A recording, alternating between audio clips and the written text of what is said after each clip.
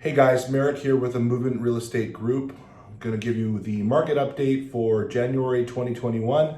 Now, obviously, these are going to be based off December 2020 numbers, but without further ado, let's jump in and take a look, kind of surmise the year, and then I want to touch on a little bit what we think is going to happen here in the market.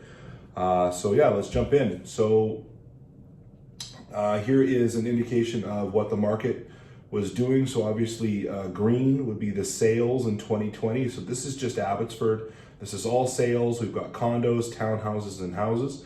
Anything that was sold on the MLS. So if it was a private sale, it's not going to be on here.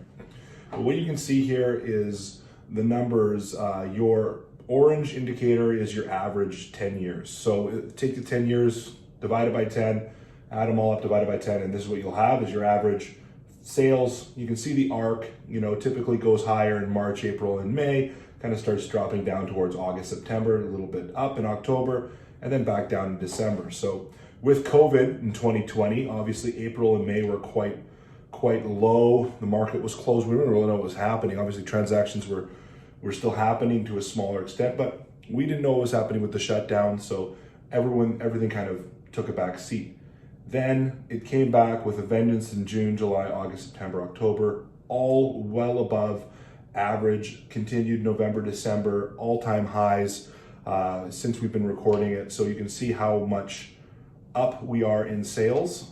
So comparatively, December, we had 309 sales. That's again, townhouses, apartments, and condos in Abbotsford.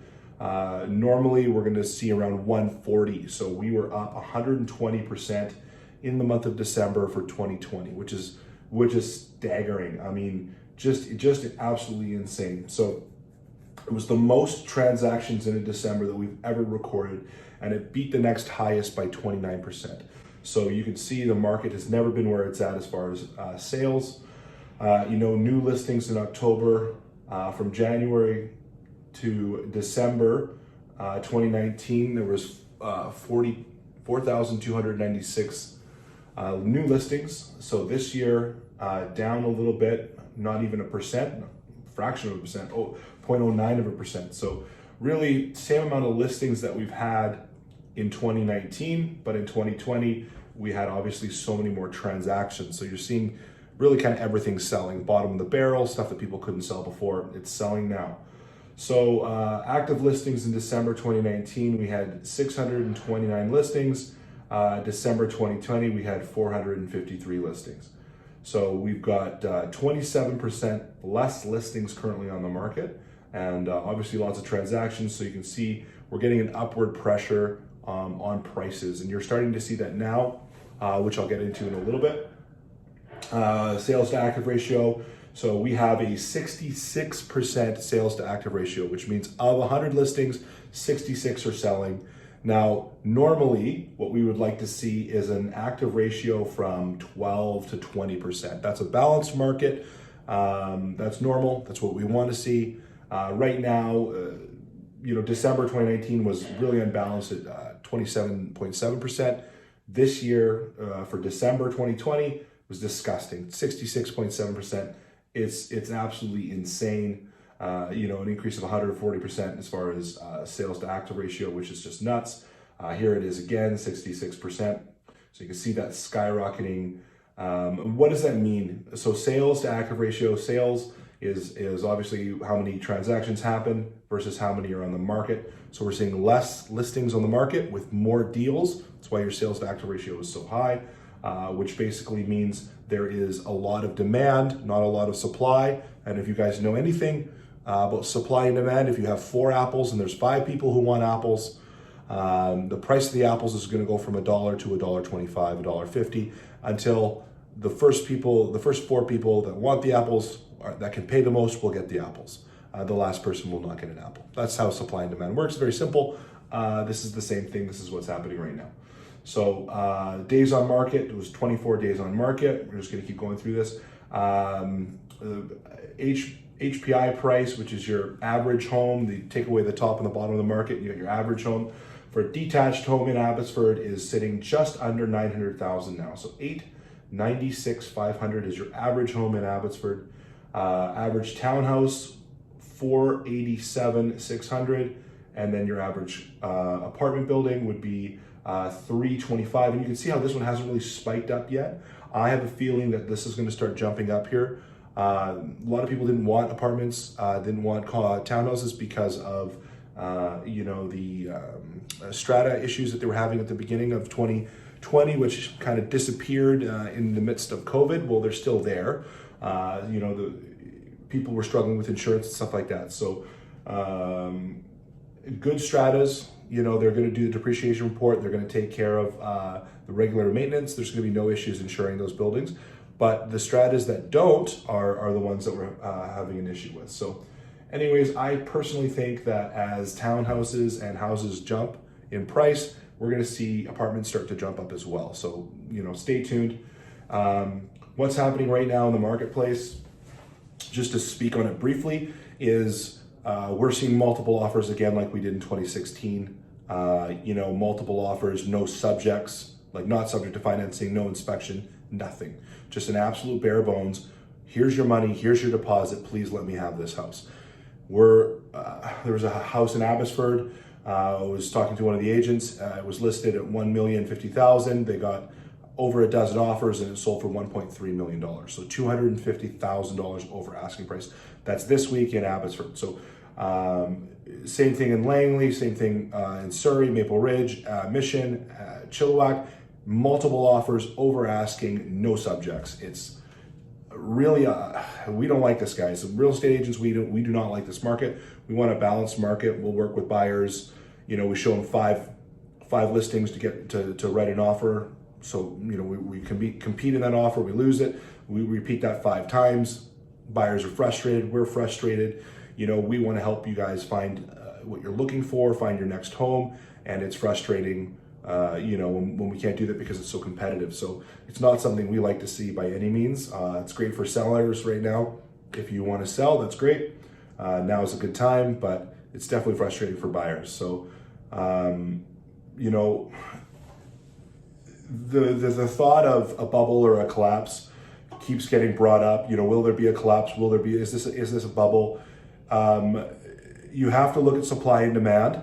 So money's been made readily available. There's cheap money right now. Get a mortgage at 1%.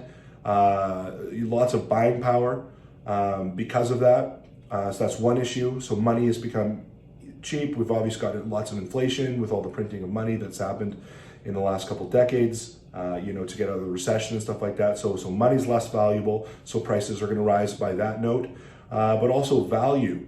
Okay, so the value of the homes have gone up because it's hard to get a home. There's more and more people living in British Columbia. So we've got 50,000 people a year are born in the province, less the deaths of the province. So we're growing naturally, organically in British Columbia by 50,000 people per year, okay? Those are our births. So we've got 50,000 homes that, you've got a mom or a dad or whatever, they're trying to upgrade, get a little bit more space, because they got a home now, so they're getting out of a condo, maybe they're getting a townhome, it's the third kid, they're getting a house. So this is what we're seeing naturally, 50,000 per year.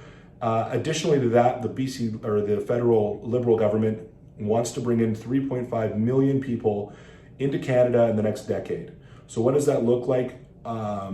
Statistically average, BC, Ontario, and Quebec account for 70% of all of Canada's immigration.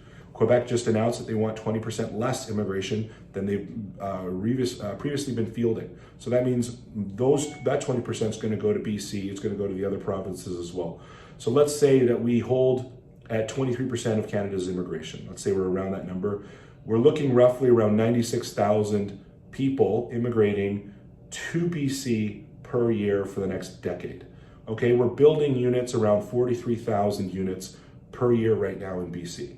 So do the math, 50,000 babies, 96,000 new immigrants to the province. We're going to be at a deficit of homes getting built versus what's coming for 10 years now.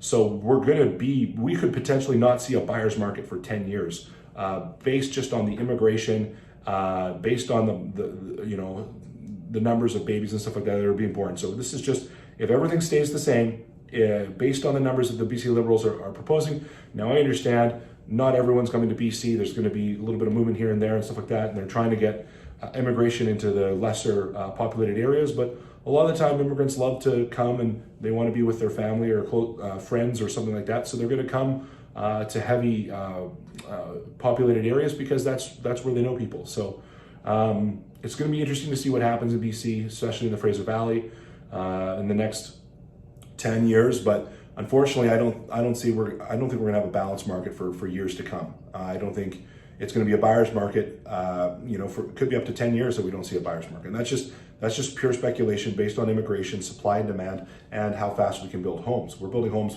43,000 units per year. That's mainly condos and townhouses in Vancouver area and surrounding area. Obviously homes and stuff like that now, but we're just not building fast enough.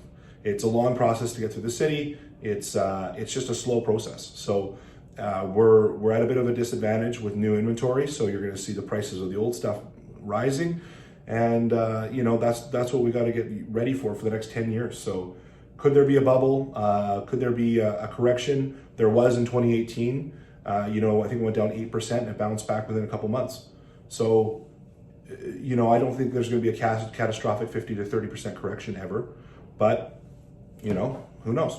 So anyways, based on immigration, based on population of natural population growth, that's what I think we're looking at for the next little bit to come.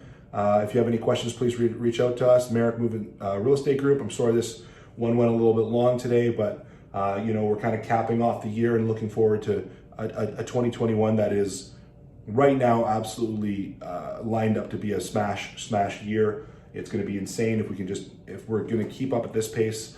The whole market is exploding. So if you have questions, please reach out. It's an important time to have all the right facts, and we're here to help. We're happy to help. So until we meet again, thank you. Bye.